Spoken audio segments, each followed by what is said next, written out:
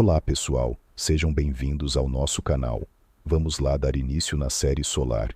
E nesse vídeo, iremos fazer uma revisão histórica sobre a energia solar. Parte 7. Também em 1948, a Solar House II foi construída no MIT e, em 1949, foi convertida na Solar House III, que também foi usada como casa por uma família de estudantes com uma criança. Entretanto, depois que a casa pegou fogo em dezembro de 1955, ela foi demolida. Em 1950, um simpósio sobre aquecimento solar residencial ocorreu no MIT, em Cambridge. Este ano, ainda há mais de 50.000 chaleiras movidas a energia solar em Miami, Flórida, mas devido ao petróleo árabe barato, elas logo serão completamente descontinuadas. Em 1952, os laboratórios Bell começaram a desenvolver células solares, mas o programa Átomos pela Paz, promovido mundialmente pelo presidente Dwight D. Eisenhower a partir de 1953, quase significou o fim deste jovem projeto.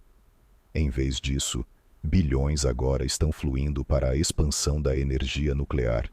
Em abril de 1954, os laboratórios Bell demonstraram ao mundo a primeira célula solar de silício, capaz de converter luz solar suficiente em eletricidade para alimentar uma roda gigante de brinquedo construída pela Mecano. A célula tem uma eficiência de cerca de 4%, outras fontes, cerca de 6%. Uma foto de 1955 mostra um dos módulos fotovoltaicos da Bell sendo instalado experimentalmente em um poste telefônico para fazer a primeira chamada telefônica alimentada por energia solar. Em 1953, um simpósio sobre o uso da energia solar foi realizado na Universidade de Wisconsin. Dan Trivett, da Wayne State University, calcula pela primeira vez as eficiências teóricas da sensibilidade espectral de vários materiais. No mesmo ano, Frank Bridgers construiu o edifício Bridgers-Paxton, considerado o primeiro edifício de escritórios do mundo a ser aquecido comercialmente por energia solar.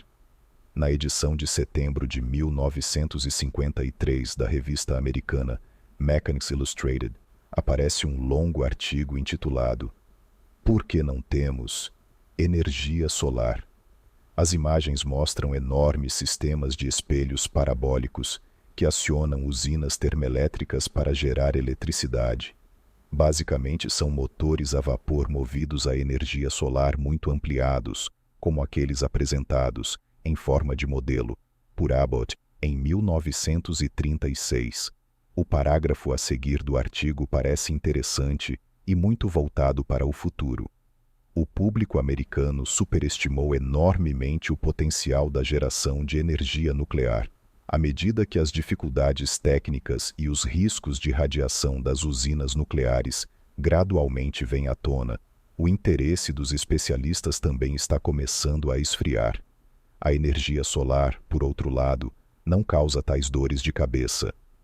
Em 25 de abril de 1954, Darrell M. Chapin, Calvin S. Fuller e Gerald L. Pearson, funcionários dos laboratórios da Bell Company em Murray Hill, onde a energia fotovoltaica não havia sido perdida de vista, apresentaram a primeira célula solar de silício, patenteada desde março. Seu aparelho de conversão de energia solar atingiu uma eficiência de 6%. O New York Times chama a descoberta de o início de uma nova era. Mais tarde, uma eficiência de até 11% é alcançada. A foto do que provavelmente é o primeiro isqueiro solar também data do mesmo ano, 1954. Em 1954, a Unesco e o governo indiano patrocinaram um simpósio em Nova Delhi sobre o uso de energia solar e eólica, fogões solares desenvolvidos por uma organização governamental indiana são vendidos lá pelo equivalente a $14 americanos. No mesmo ano, A Associação para a Energia Solar Aplicada foi fundada em Phoenix, Arizona, inicialmente com foco no desenvolvimento de sistemas para países em desenvolvimento. Um dos seus projetos chama-se Broiler. O guarda-chuva e a grelha foram combinadas para criar um fogão solar dobrável, cuja invenção foi posteriormente atribuída a George Lough, 1957. Nessa época, os primeiros experimentos de cultivo de algas usando energia solar foram realizados em nome da Carnegie Institution de 2 e sais adicionais. Primeiro, os experimentos são realizados com reatores de vidro de 150 centímetros de altura e, posteriormente, com um tanque de algas em forma de tubo plástico translúcido. Naquela época, porém, a ideia não era usá-lo como biocombustível, mas sim para produzir ração animal barata. A história da divisão catalítica da água também parece começar este ano. O professor Lawrence Joe Haidt, do MIT, usa sais de cério pela primeira vez para produzir hidrogênio, usando luz solar. Isso acontece porque os íons do sal saltam entre duas formas sob a influência da luz. O primeiro carro movido a energia solar foi exibido em 31 de agosto de 1955, em Chicago, na General Motors Powerama Expo. No entanto, o projeto de William G. Cobb, equipado com 12 fotocélulas de selênio, tem apenas 15 centímetros de comprimento. Em novembro de 1955, a empresa norte-americana Hoffman Electronics Semiconductor Division ofereceu as primeiras fotocélulas comerciais sob licença da Bell, embora estas tivessem uma eficiência de apenas 2%. Uma célula de 14 miliwatts custa $25, o que corresponde a um preço por watt de $1.785, equivalente ao valor do dólar de 1955. A Western Electric Co. também começou a vender licenças comerciais para tecnologias fotovoltaicas de silício em 1955. Em Israel, eles começam a garantir o fornecimento de água quente das residências por meio de painéis solares e, apenas 5 anos depois, já existem cerca de 150 mil residências equipadas com eles. O aquecimento solar também é cuidado desde o início. Também em 1955, o primeiro simpósio mundial sobre energia solar ocorreu em Phoenix, assim como uma conferência internacional sobre energia solar na Universidade do Arizona, em Tucson.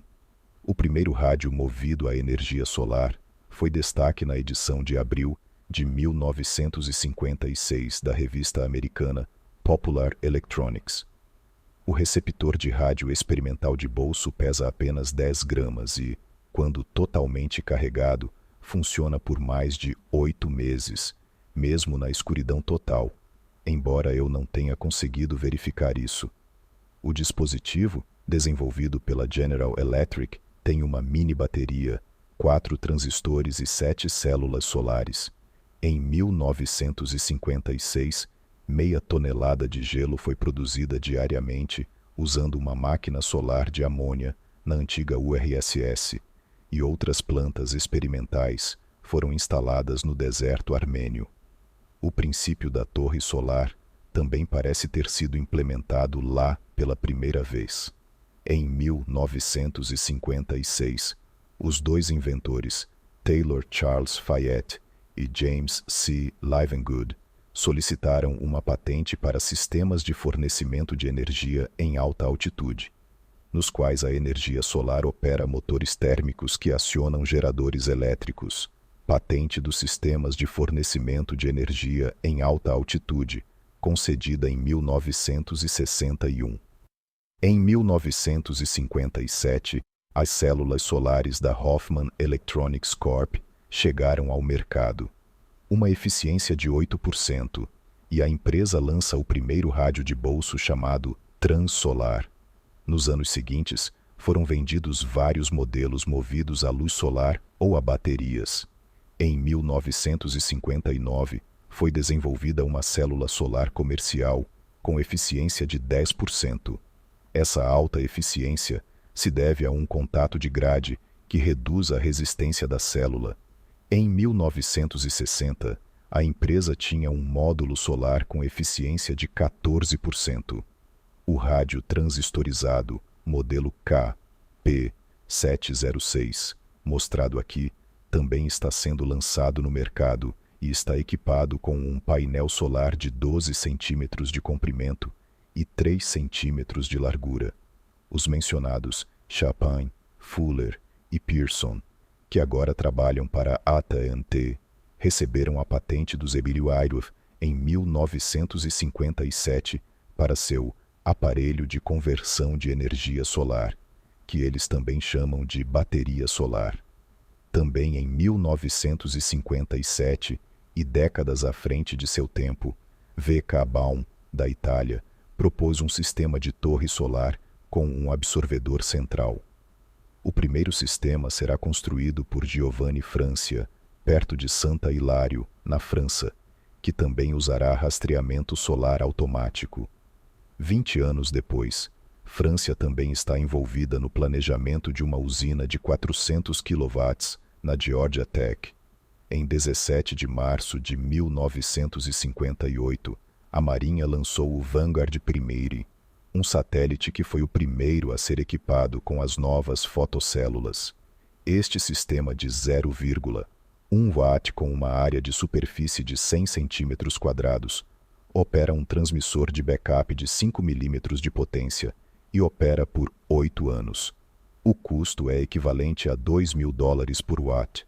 O fato de o satélite ter sido equipado com fotocélulas se deve a Hans Ziegler, dos laboratórios Bell, que foi considerado o maior especialista em satélites no final da década de 1950 e liderou uma verdadeira cruzada contra o uso de baterias que funcionam apenas por um tempo limitado e a favor das células solares. Com a introdução da célula solar nos diâmetros e Lua, um novo capítulo na energia solar começa, pois a conversão direta de raios solares em eletricidade abre muitas novas possibilidades, não apenas nas viagens espaciais. Em 1958, o famoso arquiteto e designer americano Charles Eames apresentou um pequeno motor solar, também conhecido como Do-Nothing Machine, que, ao converter o calor solar, fazia um universo de pequenos brinquedos coloridos girar. Também em 1958, iniciou-se em Israel a pesquisa sobre lagoas solares não convectivas, para as quais foi desenvolvida uma turbina alimentada por vapores orgânicos. Além disso, Harry Tabor está desenvolvendo um motor solar no Laboratório Nacional de Física, que funciona com monoclorobenzeno a uma temperatura de 150 graus Celsius. No mesmo ano, 1958, T. Mandelkorn, do US Signal Corps Laboratories, produziu a primeira célula solar de silício N-On-PP, que era mais resistente a danos por radiação e, portanto, mais adequada para o espaço. As células solares padrão da Hoffman Electronics atingem uma eficiência de 9%. Em 1959, a Solar House 4 do MIT foi inaugurada em Lexington, Massachusetts, resultado de um concurso de projeto de casa solar realizado pelo Departamento de Arquitetura. Depois de coletar dados relevantes durante 3 temporadas de aquecimento, o MIT vendeu a casa para um proprietário privado. A previsão de um cortador de grama solar autônomo remonta a 1959 e, além de ilustrá-lo, também aponta para o problema real. Muitas pessoas hesitam em comprar um dispositivo com lâminas afiadas que se move sozinho pelo gramado. Na edição de junho da História em Quadrinhos, Closer Than We Think, de Arthur Radbaugh, o maior obstáculo é descobrir como fazê-lo ver com um olho elétrico para que ele não destrua cachorros ou crianças brincando no quintal. Se você achou este conteúdo útil, deixe seu like e compartilhe este vídeo. Vamos juntos espalhar essa mensagem e fazer a diferença. Até a próxima. Siga-nos no Instagram. Arco Eco Solar é R.